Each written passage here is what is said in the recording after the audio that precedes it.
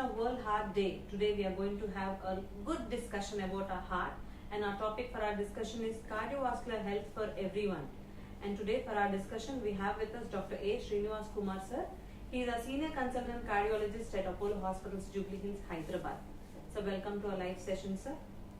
So sir, as the topic and the occasion itself says World Heart Day, so could you please tell us what is this World Heart Day and what is the theme for this year? Yeah, greetings to all the viewers of Apollo Facebook on the occasion of the World Heart Day. Some of you must be aware the cardiac diseases are increasing leaps and bounds in our country. India is progressing, but unfortunately we are progressing on this front also. Across the world also same story is going on. So to highlight these aspects and gain attention of public to this rising epidemic of coronary artery disease and other non-communicable diseases, and World Heart Federation, our cardiology societies, everybody wanted to highlight on one particular day as World Heart Day, focusing on the importance of prevention and also educating the public how to avoid these heart diseases. So that's how every year September 29th is selected as a World Heart Day, or sometimes it happens on the last Sunday of September also. So this year World Heart Day is being done with the theme that we should treat every heart disease patient with your heart. That means be involved and take care of these patients very well. I'm very happy to say that our Apollo also designed a very interesting theme for this World Heart. I say my heart, my Valentine. That is the theme which they wanted to propose. That again shares that your heart should be the best friend for you, and I am yours and you are mine. That means if you take care of your heart, then you will be fine.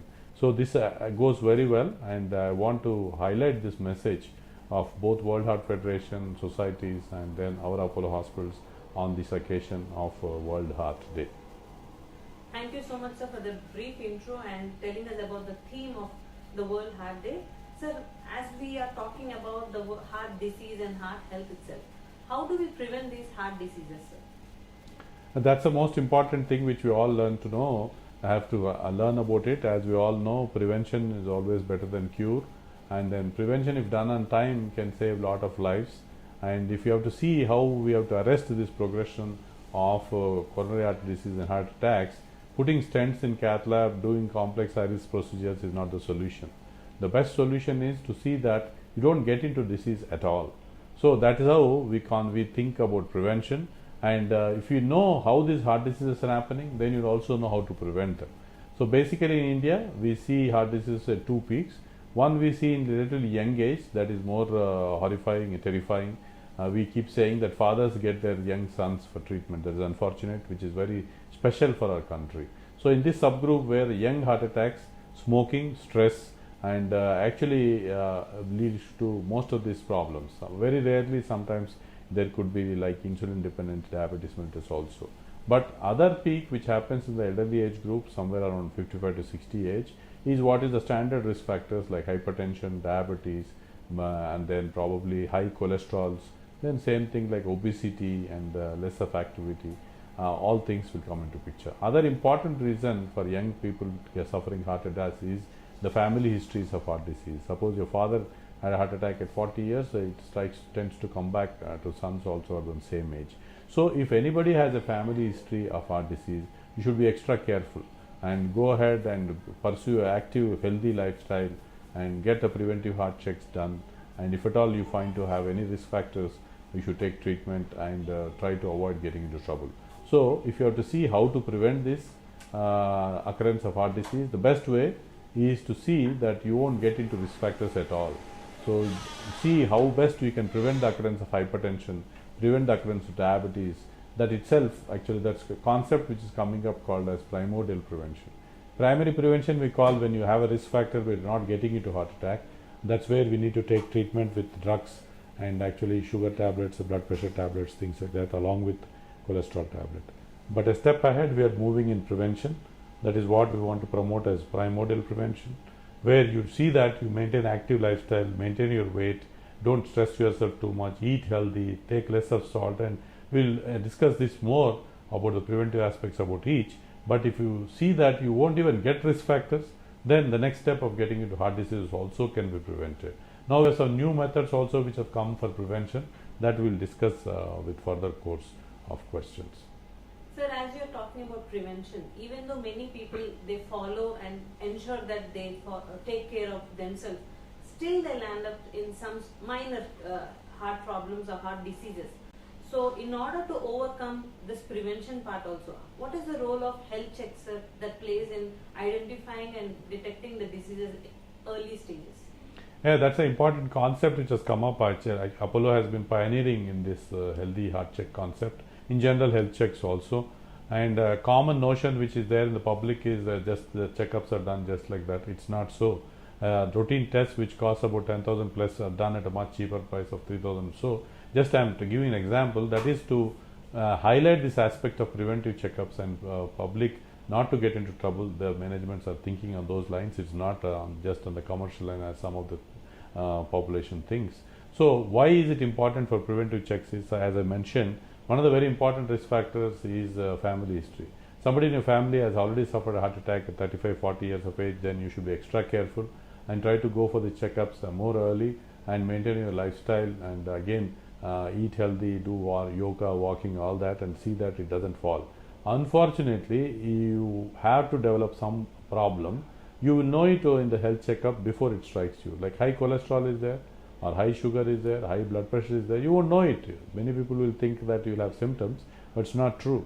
Many of the times it is asymptomatic. You will get to know about it only when you get it checked up.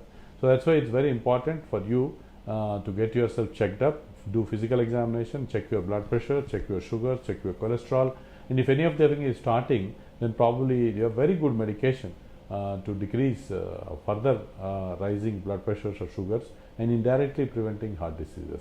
But if you neglect it, think that it is not necessary, then it will strike you late. Many of them will develop symptoms only after they land in trouble like heart attacks or strokes.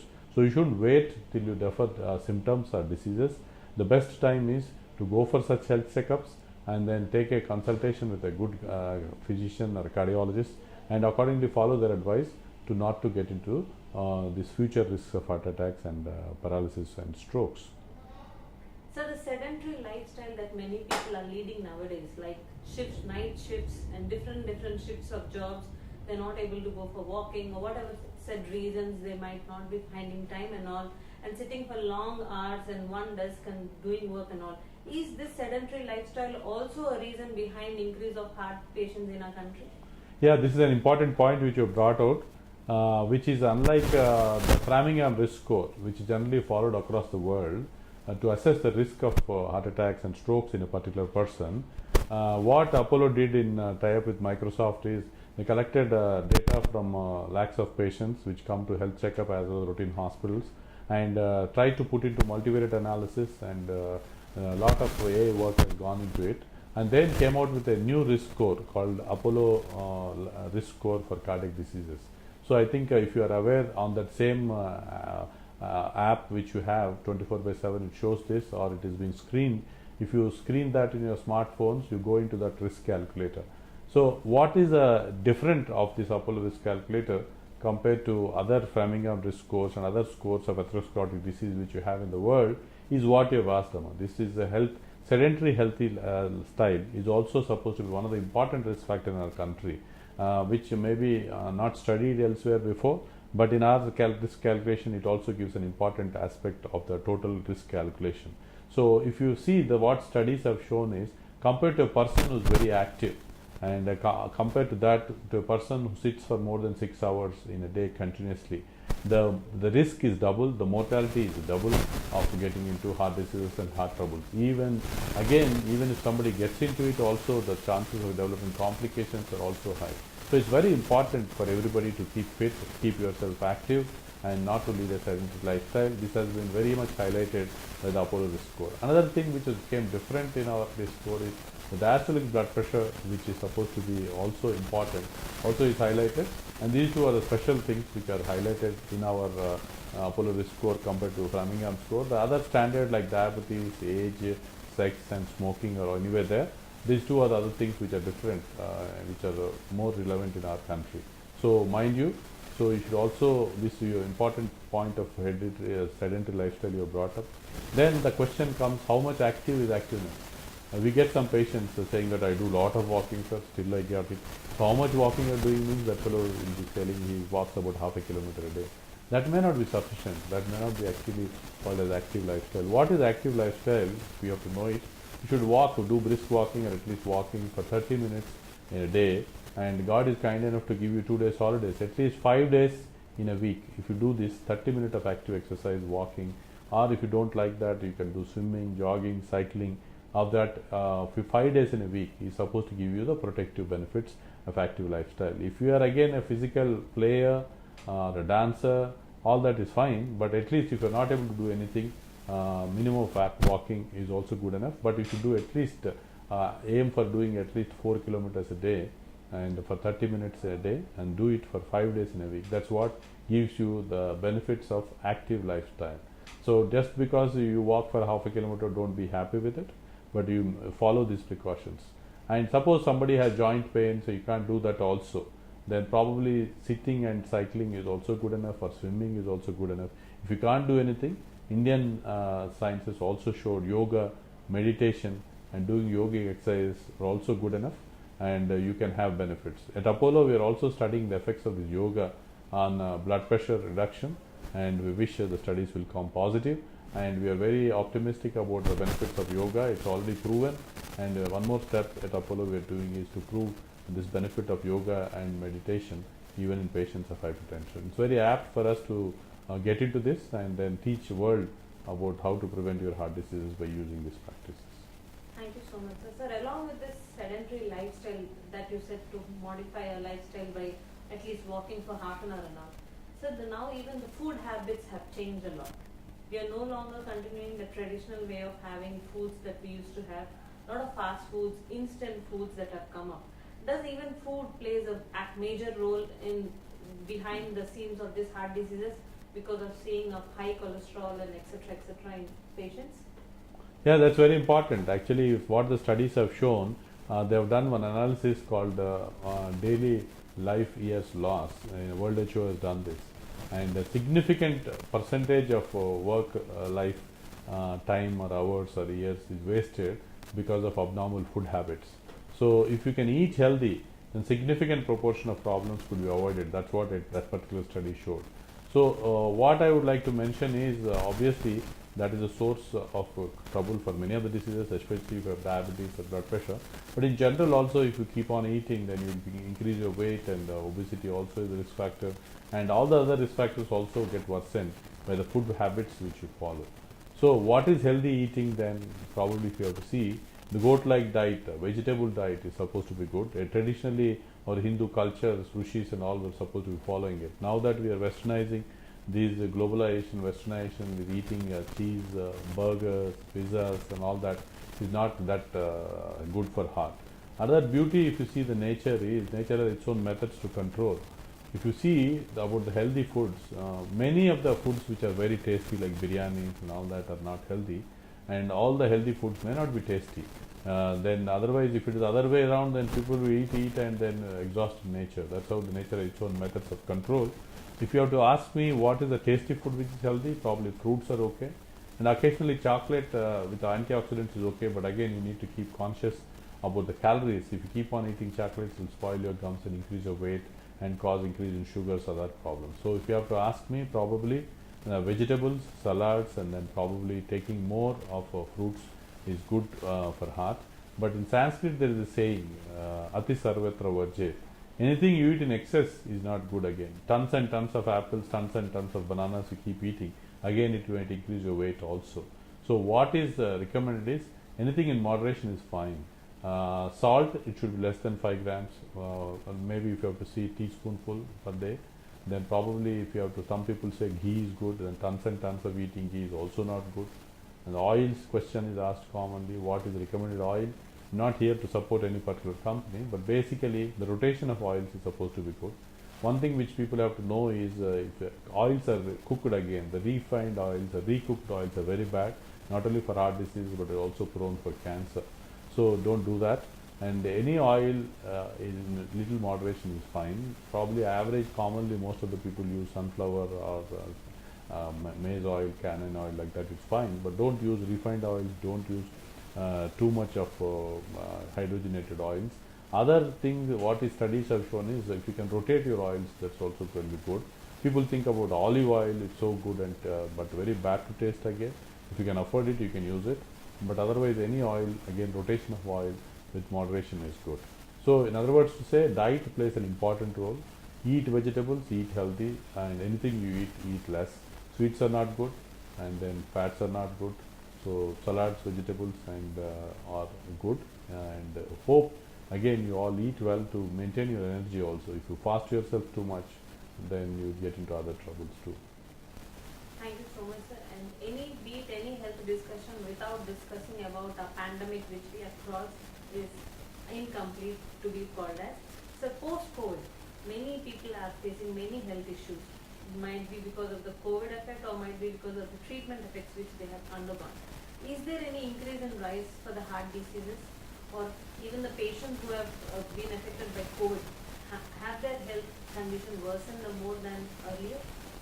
Actually, I wanted to avoid discussion on COVID, but anyway, you brought it because, as you said, any health discussion cannot end without discussing about this pandemic. As we have seen and sometimes rightly pointed out, there is slight increase in incidence of heart diseases and ACS type of pictures presentations post-COVID. But again, I would like to reassure all our viewers that it's seen less than 5% of people who got affected with COVID. It's not that it's happening in 100% of individuals. Don't be aware or worried so much about it. But at the same time, if you have suffered COVID, it's better to get yourself checked once, especially for people who had low saturations and you got yourself admitted. Definitely, you should get your lungs and heart checked up. But people who have had a mild COVID infection also, if you have risk factors like hypertension, diabetes, definitely go for a cardiac checkup. And apart from suffering some of the peculiar problems like clotting and pulmonary embolism and hypoxias, and very rarely heart pumping becoming less and shock-like situations or heart attacks, what is seen post-COVID, once you have recovered, is you see some sort of fatigue. You sometimes see a palpitation. Sometimes it could be anxiety related. Sometimes it could be current system related within the heart. But generally they are benign. Don't worry too much about it. And then if you have any doubts, then probably you can go to nearest doctor, get yourself evaluated. And let me assure you that all this happens in less than 5% of the population. So don't get yourself worried too much. Apollo has this health check package, again for COVID, post-COVID recovery patients too, again condensed and packaged into lesser pricing for patients, and you can get yourself tested and get benefited from this. But again, I would like to reassure you, the present COVID which is happening is very mild, very minimal. These people who now need not worry too much about it. Thank you so much, sir. And sir, as we are talking about the treatments options, preventions options, could you please tell us in brief about the latest treatment options available for treating heart diseases effectively? Yeah, this is an important point I would like to mention, though it is a preventive concept, but newer things which are happening in the therapeutic aspects, treatment aspects is very important for all the public to know. Especially many of you think that heart disease means surgery and the cutting and all that worry. There is no more there. 80% of the diseases which are erstwhile requiring surgery by chest cutting and all can be actually tackled percutaneously in cath lab, what we call as percutaneous procedures, either through hand or through groin. Previously, when somebody suffered heart attack, somebody had left main vessel, a surgery was the only option. But now we do very complex procedures called chip procedures. We have methods to image the plaques inside, also tackle even the left main disease, all such type of complicated procedures through very small, minimal 5 to 6 catheters in cath lab. So they are all called as percutaneous coronary interventions, chip interventions, and even if the complicated patients and complex, especially in fact, as yesterday, the very high risk lady was refused surgery elsewhere. We could save her life by doing imaging and guided intervention of PCI of both left main and RCA. Apart from these things, Apollo has recently introduced another new concept of robotic angioplasty. The advantage is of using robot is not that robot does everything itself, but it helps the cardiologist in precisely positioning the stent, taking the correct size stent. If suppose somebody has a lesion of 24, if you have to take 28 mm, if you place the stent this side, that side few millimeters, if you miss the lesion, you might need a second stent. Those are human errors which could rarely happen. That's what experienced operators in Apollo, we could avoid it. But still, some of the nuances, some of the beginners, also if we take the advantage of this technology, such sort of problems could be avoided. Some of the things which do long procedures I have mentioned, which are alternative surgery, where the doctors, we were also getting exposed to radiation a lot. So that means X-ray machines, that thing can be totally avoided by doing the procedure on robot. So this robotic technology was there elsewhere. Apollo introduced in Hyderabad recently. We did a press meet. I want all the listeners to know about this robotic angioplasty, which is a new technique which Apollo has launched in Hyderabad. And if somebody else outside has told you for surgery, please come and check with us whether this is possible in you. Other major advancement which has happened apart from the blood vessel treatment is the treatment of patients who suffer with valve diseases. Valves are structures inside the heart. Previously that was all replaced by cutting the chest. Now we do advanced procedures called mitra clip and TAVI, that is transaortic valve implantation replacement, where the valve is taken from the groin itself and take there and implant them, and the patients immediately recover. By evening they take coffee, tea, and next day they are getting discharged. So these are the TAVI is another revolutionary procedure which happened in the management of a heart disease patients. All these patients were not fit for surgery. They were all dying before. With the advent of this TAVI technology, we could save most of these sick patients who were dying before.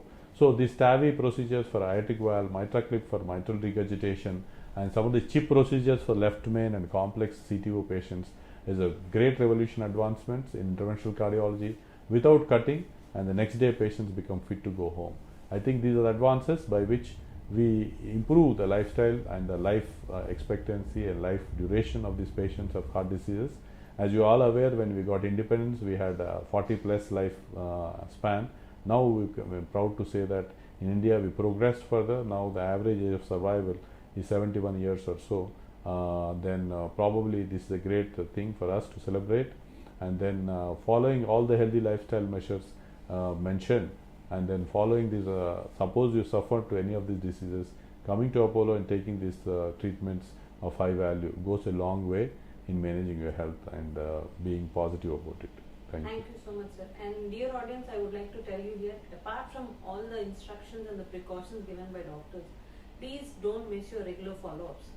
I know so many people, if the doctor has written a follow-up for next 3 months or 6 months, they come after 1 year and they get the test done and see that the results again have shot up because there was no in between follow-ups. They were using the same old medicines and they land up in newer problems. I think you might have seen such cases more often in your OPD, sir. So dear audience, never break up your follow-ups. This is also one type of prevention itself, because prevention is better than cure. Sir, any final words to our audience on this World Heart Day? Yeah, that's again a very important point which you mentioned, not to miss your follow-ups, not to miss your regular treatment. Once somebody becomes asymptomatic, they think they can stop the drugs. It shouldn't be done, because most of the drugs, if they are taken in a small dose as per the doctor's advice, would do good to you. And sometimes risk factors increase, sugars increase, cholesterol increase, we might need to tweak the dose of drugs. So that's important always to come for a regular follow-up. And any early symptoms also can be detected on time, thereby you can avoid getting into serious troubles and coming into emergencies. That's a welcome message. I think all of you should be sticking follow up with it and then take medicines on time. Final message I would like to say, though I talked so much about the prevention, I always keep telling about 5 Panchasutra, golden principles of preventing heart disease. I would like to reiterate that again. All these are very simple to be done, but unfortunately not followed by many. If you see, there is scientific data that if you follow these 5 principles which I am telling, will decrease your incidence of heart attacks and strokes by 80%, not 1-2%, but 80%. But unfortunately, how much percentage of population follow all these 5 principles which I am about to tell is only 1%. So celebrating such heart days and celebrating many more occasions and spreading this message is very important, because we want to make this at least, if not 100%, at least 50-60% of population can go to these 5 steps which I am following. It goes a long way in prevention. If you have to see what are those basic Panchasutra or preventive principles, all these are very simple. You will be surprised why this is so much important. But it's true. Number 1, sleep well. I am saying sleep well, anybody can sleep well, but some of you, because of stress and things like that, you are not able to sleep well. Sleep is very important for maintenance of a healthy lifestyle. When you sleep, the body cells get a reparative process and everything gets settled. As you know, some of you, if you're not slept well, you will feel miserable after 2-3 days of lack of sleep. So it's very important for you to have at least 5 to 6 hours of sleep, and if you're depending upon age, you can expect increase up to 8 hours. So somewhere in between 5 to 8 hours of sleep is very much required for your healthy maintenance. Again, it doesn't mean that you have to continuously sleep and you become obese, but apt duration of maintenance of sleep is very important, number one. Number two, as you sleep, then probably you should also get up and make yourself active. That means life is equivalent to motion, life is equivalent to activity. As we said, highlighted, the sedentary lifestyle is not good.